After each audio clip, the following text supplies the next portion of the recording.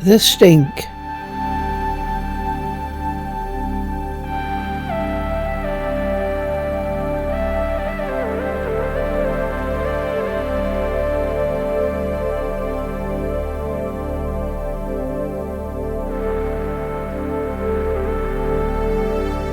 Introduction.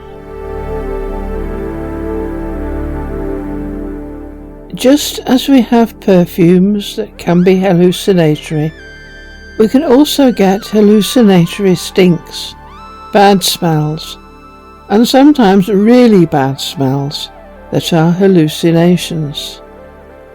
Generally speaking, a really bad smell is associated in people's minds with evil of some sort.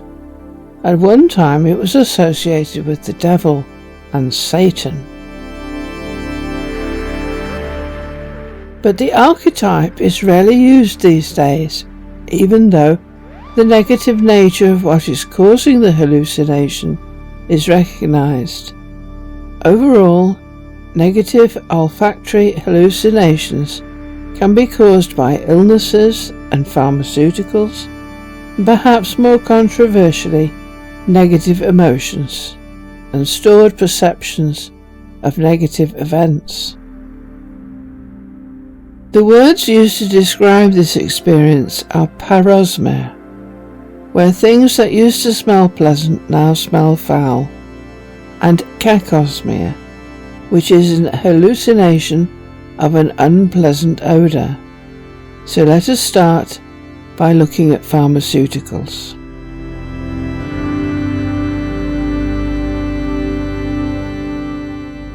Pharmaceuticals and bad smells. Hallucinations of bad smells resulting from prescription and over-the-counter medicine use is acknowledged in many papers. Chemosense Percept 2020, October the 13th. Prescription medication use and phantom odour perception among US adults. Kathleen E. Bainbridge, PhD, MPHA, and Danita Bird-Clark, BBAB. We evaluated associations between a number of prescription medications and their therapeutic class and phantom odour perception among US adults. A sample of 7,417 adults were asked whether they had experienced an unpleasant, bad, or burning odour when nothing is there. Prescription medication use was validated using prescription bottles. Results? Almost 1/4, 23.3% of adults uses more than 5 prescription medications. Use of 5 or more prescription medications is associated with 70% greater odds of phantom odour perception. Among adults 60 years old and older, anti-diabetic medications, anti-hyperlipidemic agents, and proton pump inhibitors are associated with 74 to 88% greater odds of report of phantom odour. But few people appear to realise that nasal sprays and any medicines that dry up the very sensitive olfactory bulb tract and olfactory nerve cause anosmia, loss of sense of smell. In November 2005, Bonnie Blodgett was whacked with a nasty cold. After a quick shot of a popular nasal spray up each nostril, the back of her nose was on fire. Her olfactory nerve was destroyed. She lost her sense of smell. The nasal spray claimed it was homeopathic, but it wasn't. It was just another nasal spray. Bonnie Blodgett, remembering smell. Dr. Cushing's comparison of phantosmia to phantom limb syndrome. The brain is trying to compensate for the lost or damaged body part had me wondering if that was literally true. Professor Johannes Frasnelli treats smell-impaired patients in Germany. He reported that more than 60% of his patients with smell dysfunction had smell hallucinations. Among smell pathologies, wrote psychologist and fragrance consultant Avery Gilbert in his book What the Nose Knows, the most appalling is cacosmia, in which everything smells like shit.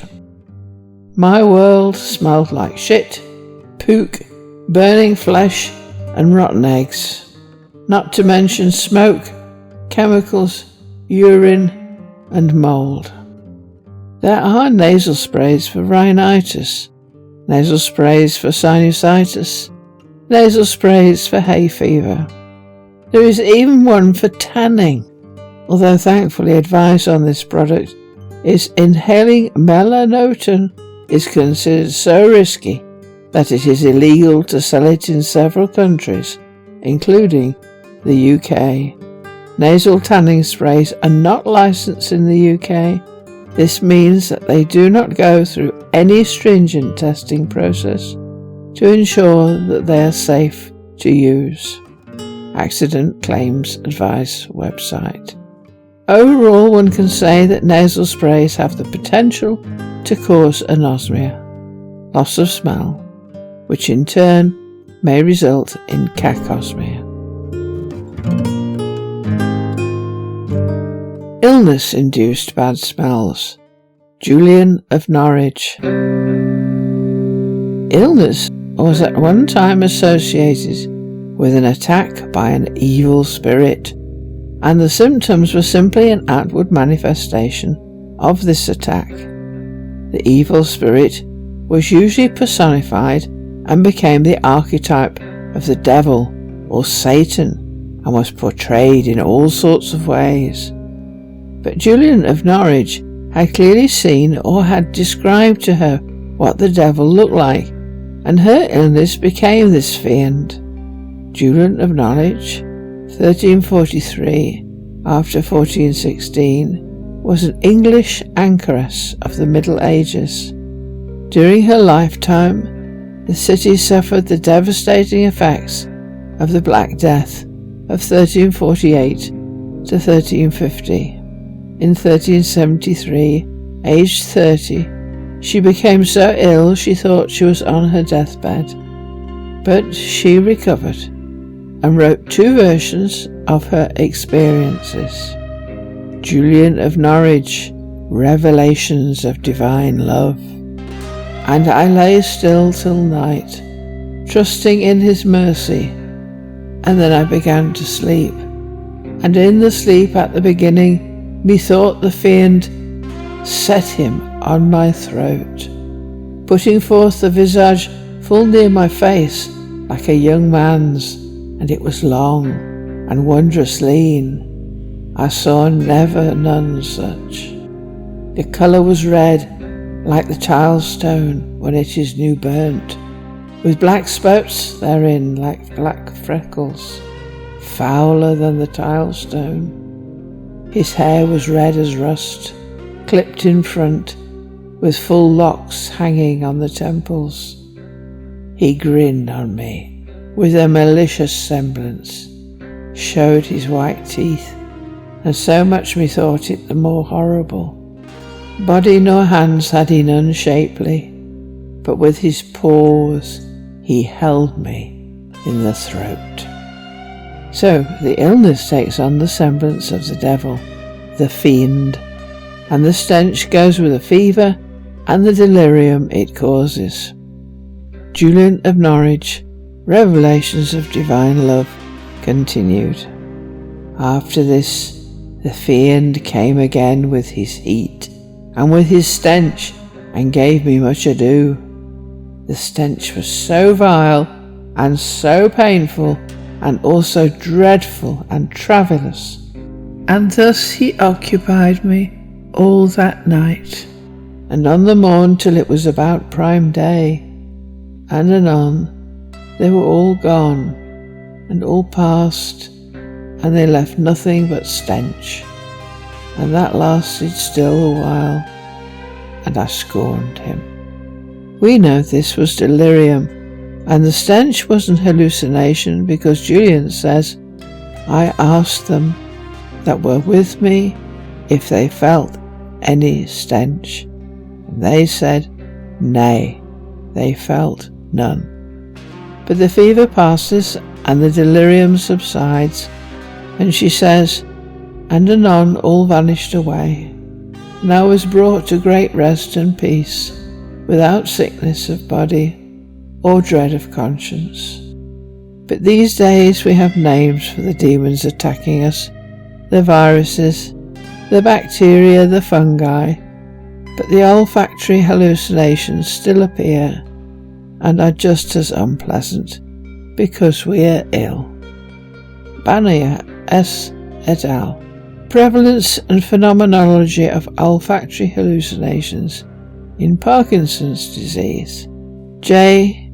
Neurology, Neurosurgeon, Psychiatry, 2012, October the 83. Background. Although visual hallucinations in Parkinson's disease have been described in several major studies, little is known about olfactory hallucinations. Methods. The authors performed a detailed analysis of olfactory hallucinations in a cohort of 87 Parkinsonian patients. Results: 9 patients exhibited olfactory hallucinations, giving a prevalence of 10%. Olfactory hallucinations were described as rare, short-lasting, unpleasant odours which are not frightening since clearly identified by the patient as hallucinations. Conclusions. In conclusion, olfactory impairment is well documented in Parkinsonian patients and cannot be totally ruled out as a risk factor for olfactory hallucinations.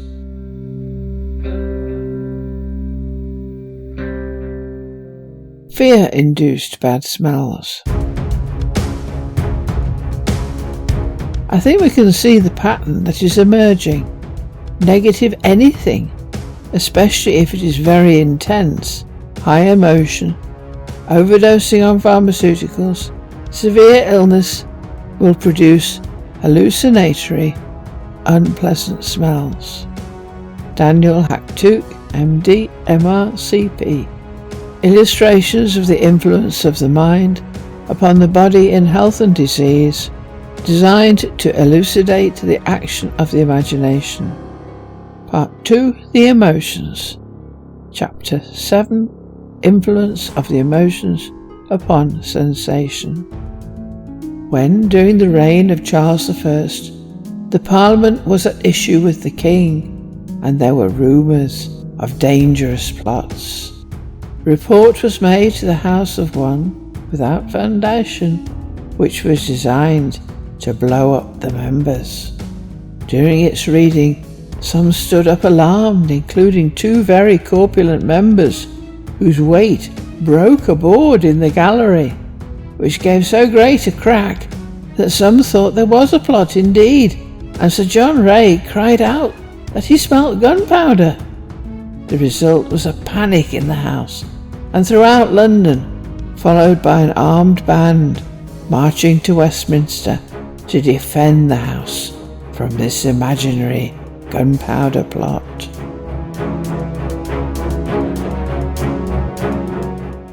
Possession and bad smells. Many shamanic cultures believe that one human being can be possessed by the spirit of another. Vuzamazulu Credo Mutwa, 21st of July 1921 to the 25th of March 2020, was a Zulu sangoma, a traditional healer from South Africa. He was a witch doctor, a healer of evil spirits, and curer of the possessed. We have 2 examples from him of expulsion of evil spirits from a possessed person. Mazulu Credo Mutwa, Zulu Shaman, Dreams, Prophecies and Mysteries.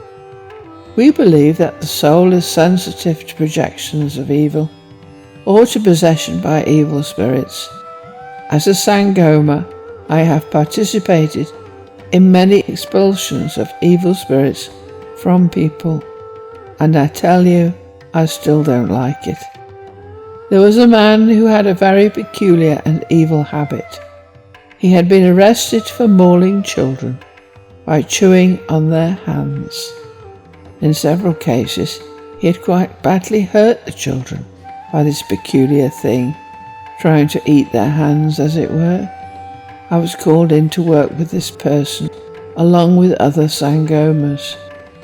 We discovered that he was possessed by one of his own ancestors, a cannibal spirit from several generations back. It was this wicked creature that was causing all the problems, because he desired still to feast on human flesh. 7 sangomas and I did a ceremony. We built fires around and we brought the ancestor forth so we could see who was there, and then we expelled him. A dark cloud and a terrible stink came forth from that man, and we sent him on his way, and after that the man was quite normal. This is exorcism, and in the video we have in this channel the uncontrollable levitations of Françoise Fontaine. Françoise undergoes an exorcism where she not only levitates, but the onlookers smell a terrible stench. The second example is of a girl possessed by very rambunctious spirits, where things would fly around the room and break on the walls or floor, or furniture would move, essentially psychokinesis. Mazulu Credo Mutwa, Zulu Shaman, Dreams, Prophecies and Mysteries. One time a piece of crockery, a blue mug, somehow lifted up from its cabinet and came out of her locked house where it was being stored and smashed against her head. It was a very astonishing thing, because someone recognised the mug, and we went round and found the exact set from which it was missing in the locked house. We had her surrounded by sangomas, and we all combined our powers to work with this spirit that was very strong and very violent. When it came out, there was a stink like I have never smelled before, a truly horrible stench that filled the air. But after that, things were more quiet around that young woman.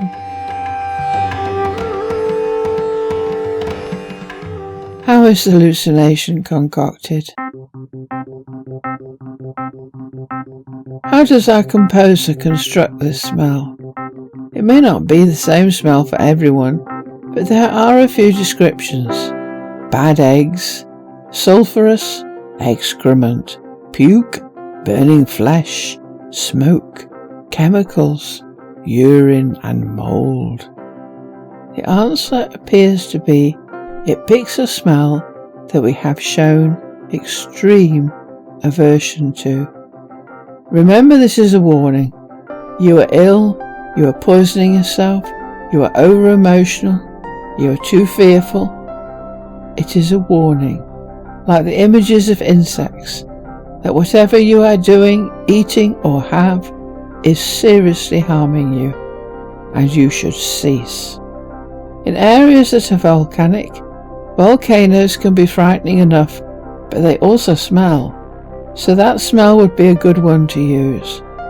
When sulphur is given off from hot underground sources, it comes in the stinky rotten eggs varieties of hydrogen sulfide or pure sulphur gas. Think of a smelly, bubbling hot spring. The Plutonian at Hierapolis is built on top of a cave, which emits toxic gases, so the association of the smell with danger would not be difficult to make. The fumes emitted from the cavern still maintain their deadly properties. The ancient historian Strabo described the effect as any animal that passes inside meets instant death. I threw in sparrows, and they immediately breathed their last and fell. But if you find the smell of smoke to be repellent, or the smell of excrement, that is just as good a warning.